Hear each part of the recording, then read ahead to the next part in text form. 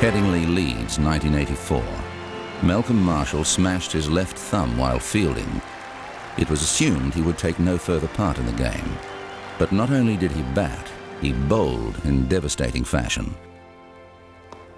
And he's gone, caught and bowled with one hand. I remember when he broke his hand at Leeds, and we thought that they thought that he wasn't going to play. And I said, well, hey, would you like to play? And he was surprised that I'd asked him. And he said, yes, I will. And he's gone this time. Inside edge, I suspect. Marshall has 7 wickets. His best ever figures in Test match cricket, 7 for 53. And it just shows you, the type of spirit that we had in those days. I mean, could you ask one of these guys with a broken arm to play? I mean, but that's what we were all about. We were very good professionals, very good family, and we wanted to win. Marshall was not tall for a fast bowler. Rather than being a drawback, this allowed him to skid the ball through to batsmen. And that was a bouncer which hurt him. His bouncer did a lot of damage, especially to England batsmen in the summer of 1984, Andy Lloyd and Paul Terry, because it barely looked any different from his normal delivery. I don't know how he did that. Marshall could make the ball behave like a guided missile. He bowled a slippery, skiddy bouncer, caused all batsmen problems, could swing it at a high pace. On this day, he was unplayable. Oh, and first ball, Malcolm Marshall has ripped the Yorker right through him. He ran through the crease with lovely fluid action, and he generated a great deal of pace, and he was a skidder. A lot of the tall guys will hit the pitch and rear it up at you, but Malcolm skidded it from there, and you weren't quite sure if it was coming there or there or there. And a very dangerous bowler, and a very, very good one. I've always personally struggled with tall bowlers like Joel Garner, 6'10", bowls from 10.5 feet. And Malcolm Marshall, the same pace. If not, he's probably... Big Joel actually come down and hit the wicket like that. Whereas little Malcolm Marshall used to go at you like that, and really hustled you. Beyond his raw ability, Marshall had an exceptional cricketing brain. Marshall was an unbelievably intelligent bowler. You'd say that and stamina actually were his strengths. He remembered everything about his opponents. He needn't play against someone for 5 years, and when he stood to face them again, he would immediately pinpoint their weaknesses and home in on them.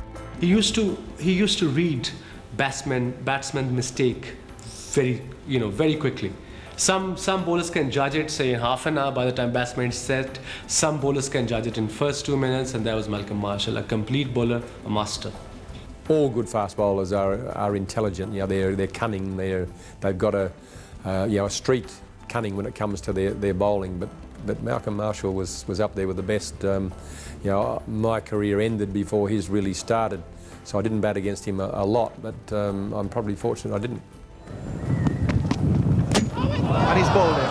I thought he was a complete fast bowler. Could do everything with the ball, in swingers, out swingers. If it wasn't swinging, he could seam it off the deck, He was just complete. He had good pace. And I think above all, he was smart with it, So that's why I give him the edge above everybody else. Well, there's the stump that got broken with the ball hitting the middle stump, Martin Crowe's middle stump. For a short man, he really did bowl very, very fast. Didn't overbounce the ball, but he had all the skills too.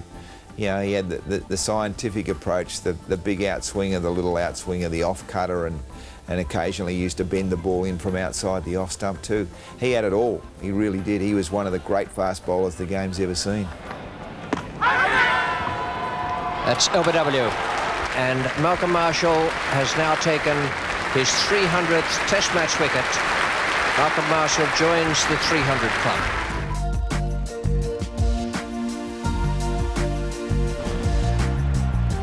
Marshall's Test career began in 1978-79 after just one first-class game. He didn't immediately excel at the top level, but he did enough to book a place in the West Indies squad for the 1979 World Cup.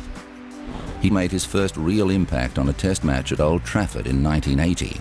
He took 3 wickets in 14 balls, but would not fully establish himself in the Test side for another 2.5 years.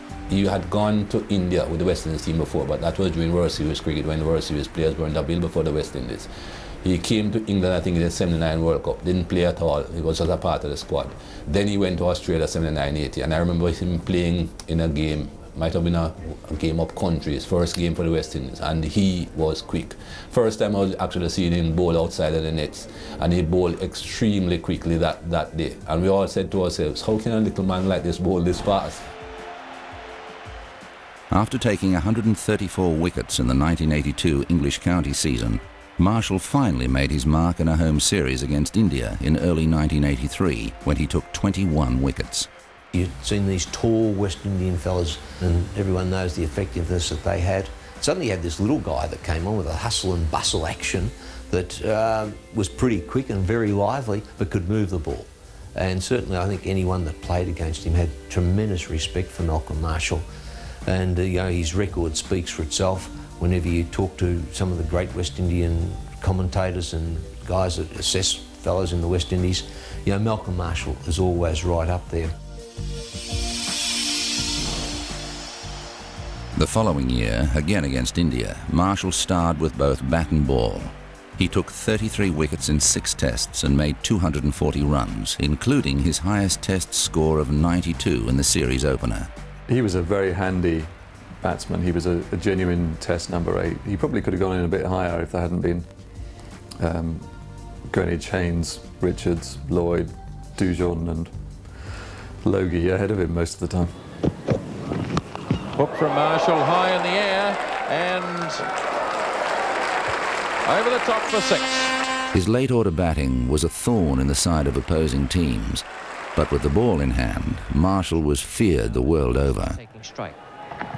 That's it. To break through. Dyson's gone. The reason Marshall was the greatest of all fast bowlers was that he could adapt to all conditions. I would call him a bowler for all seasons and all places, in that he could get on the flattest wickets of, say, the subcontinent and bowl as effectively as he could on green tops in England or fast tracks in Western Australia. Indeed, it was the 83 tour of India that the West Indies made that confirmed him in the eyes of many people as so special, when he competed to such a degree that he was almost winning matches on his own. On a lifeless Adelaide wicket, Marshall bowled one of his finest spells. As all the other bowlers struggled, he took 5 for 69 and 5 for 38. And he's gone right through him. Beautiful delivery from Malcolm Marshall. Had Alan Border all squared up. And the West Indies were trying to bowl us out on the last day, which they subsequently did, but it was because of Malcolm Marshall. He bowled a spell between lunch and tea, non-stop. So we're talking 2 hours of bowling. It's 100 degrees, as it is generally at that time of year in Adelaide. And he just rushed in. He decided that he had to really have a red-hot go off his long run, bowled real good pace, and just broke the back of our batting so that the West Indies end up getting a victory in that particular game. And that, to me, just sums up what it's all about with him. You know, other bowlers wouldn't have been able to do that, and even other bowlers that the West Indies had at their disposal, you know, the Joel Garners and Michael Holdings, wouldn't have been able to sustain that like Malcolm Marshall did that particular day and throughout his career. By the end of the 1984-85 tour of Australia, he'd taken 5 wickets or more in an innings, 11 times in 14 tests. It's a very interesting tour for him, that 84-85 tour of Australia. He always felt that once you'd done well in the subcontinent, the other place you had to conquer as a quick bowler was Australia. And to do it on pitches that didn't really help him. There were 1 or 2 slow pitches in that series, actually. The Sydney one turned square, in fact, was quite a triumph. He took 10 in the game, which in itself is an achievement. He regarded that series as the series where he fulfilled some of the arts of fast bowling that he'd searched for in practice. As a young fast bowler in Test cricket, say in 81-82, he had pace. Then he mastered the outswinger with pace. And by the 84-5 tour of Australia, he was beginning to add the in-swinger and changes of pace, able to slow down on slower pitches and still be a devastating mover of the ball and speed up on faster pitches. So he was very pleased to take wickets on a slower pitch and prove to Australians that there was more to fast bowling than just intimidation. Oh, that's a brute of a delivery. For the next 2 years, Marshall was irresistible. In terms of tests played, he became the quickest player to reach 200 wickets. He was at times ferocious. He was a brute of a bowler for me because he bowled so aggressively and it was at you so often, so accurate, that there was never ever any let up. His bouncer was for me the most dangerous bouncer because it was always threatening. It was, at times life-threatening.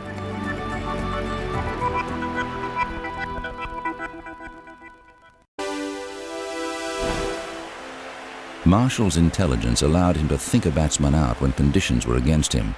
He excelled on the subcontinent, normally purgatory for fast bowlers. In Lahore in 1986, he took 5 for 33 from 18 overs. Malcolm was a complete fast bowler in the sense that he was capable of swinging the ball at tremendous pace. He was capable of bowling on very flat wickets, and when the ball wasn't swinging, just putting it there, probably rolling his fingers over, trying to cut it. But he knew exactly what to do for different conditions and different batsmen, and apart from that, he was willing to work for his wickets. He could work out a batsman very clearly. He was always looking for weaknesses, for signs of weakness, or even looking at strengths and how he could perhaps try and limit those of the batsman. He simply, for me, was one of the great operators with the new ball, and then with the old ball, with the reverse swing phenomenon coming into play.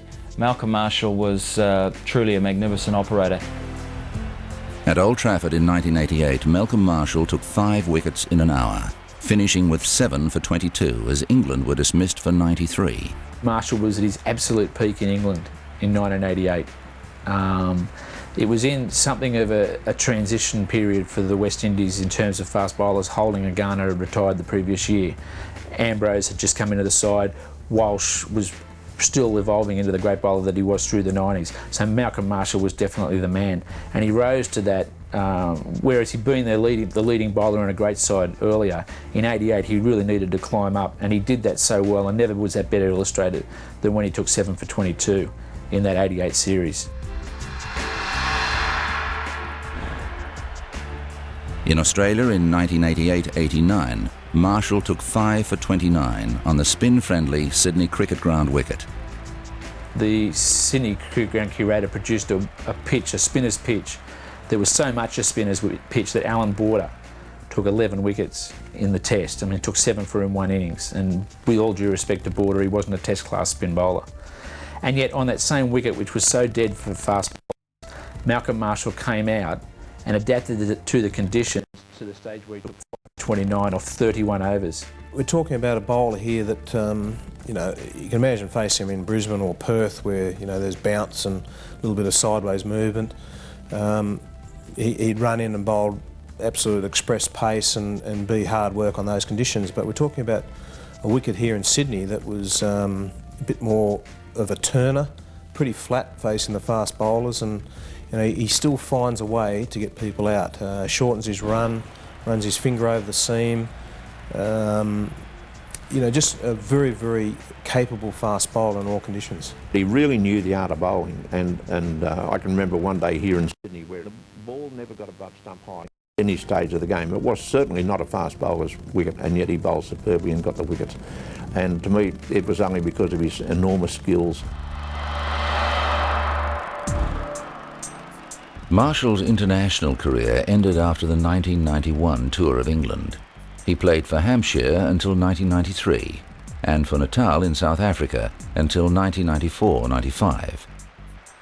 And Marshall didn't just go to Hampshire for the ride or for the big salary. He was tireless bowling for Hampshire. He took hundreds of wickets for them. Everybody liked him at the club. He was exceptionally popular for someone who could do such nasty things with the ball. And he refined his skills. He used English pitches which at that time were quite green and soggy and not necessarily helpful to the out-and-out fast bowler.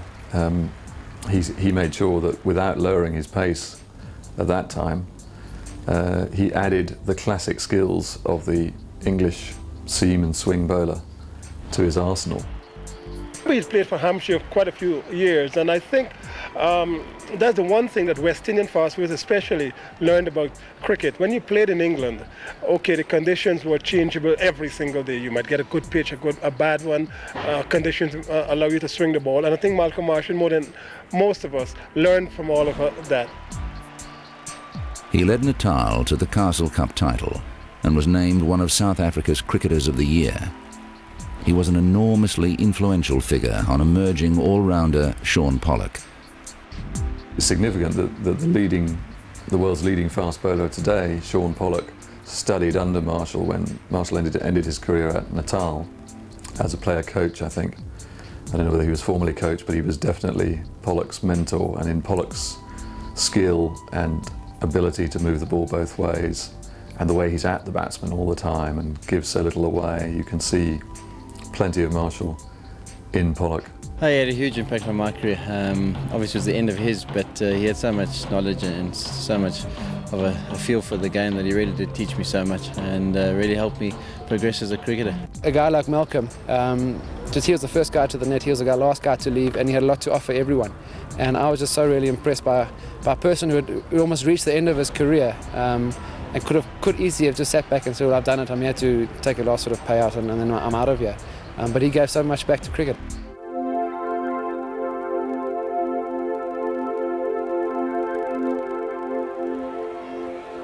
Marshall on his way to him. Oh, he's bowled in, and Marshall runs down the wicket. Those who played alongside Marshall say that no matter what level of cricket he was playing, he never gave less than 100%. Malcolm Marshall's the best West Indian bowler I've ever seen. He had a wonderfully competitive nature, but no matter what the conditions, he could bowl on it. I think you have a look at Malcolm Marshall's record. He toured India, he toured Pakistan, he toured everywhere, and he performed in every country. He had superb control, he bowled superb line and length. His variations were tremendous. Good student to give. He learned as he went. He was never perfect in his mind. And I mean, we've talked until the day, literally, that he died. But I would tell you, Malcolm Marshall, in his mind, was never perfect. He was always trying to get better.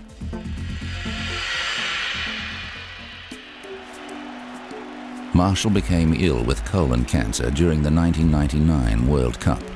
Chemotherapy was ineffective, and he died in November 1999.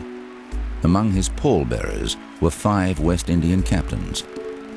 When you think of the kind of opponent he was, fearsome. I mean, Malcolm hit more batsmen than any bowler of his own era, maybe ever, with that deadly skidding bouncer. He got more out too. He had a fantastic strike rate and took a lot of wickets.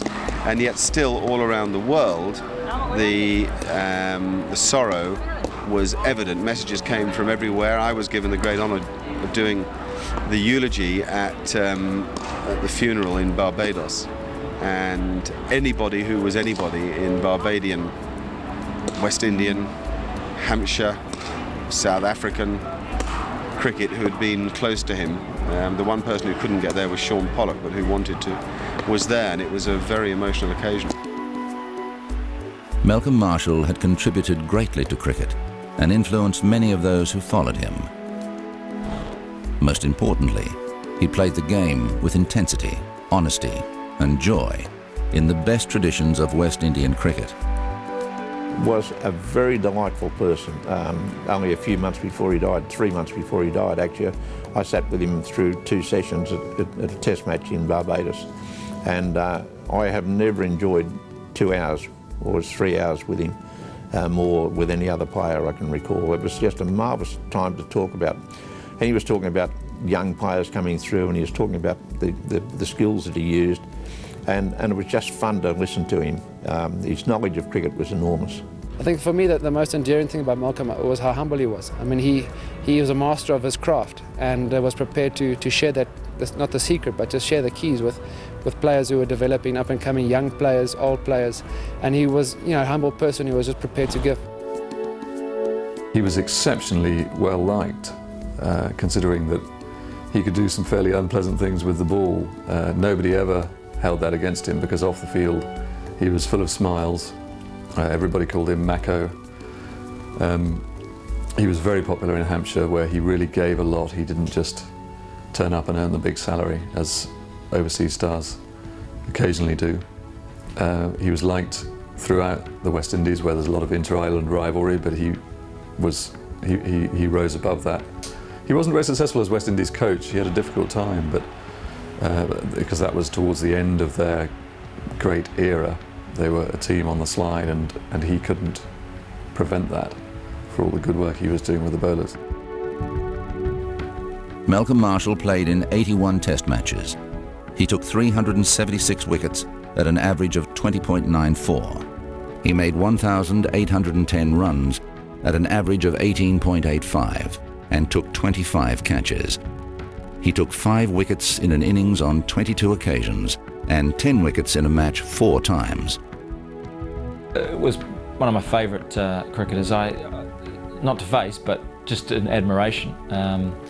Because he was a short man, he couldn't get bounce, but he developed a skill with his fast arm, chest, his open chest action, and he just moved the ball with his wrist, little subtle movements of the wrist, and he was able to swing it both ways. He had a wonderful attitude, and obviously he was very strong in the ability to get the ball to kick, to climb, off a length. He worked players out. He was very intelligent. He knew exactly what he was trying to achieve, and he did. I thought he was the most complete fast bowler to come from the Caribbean.